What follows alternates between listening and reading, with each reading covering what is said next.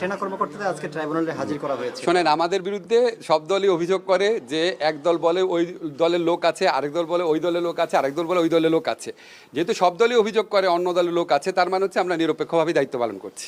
Sir 15 জন সেনা কর্মকর্তাকে নিয়ে আসা হয়েছে, তাদেরকে ফাইনাল সাব জেলেও রাখার একটা সিদ্ধান্ত হয়েছে। সরকার বিষয়টা কিভাবে দেখছে এবং তাদের জন্য আলাদা সাব জেল প্রয়োজন হলো বা কেন স্যার?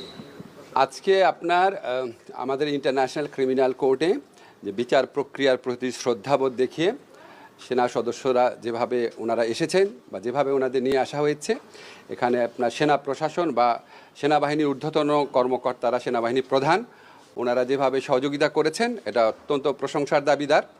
এবং তারা আইনের শাসনের প্রতি যেই শ্রদ্ধাবোধ দেখিয়েছেন এটা আমরা খুব পজিটিভলি দেখছি।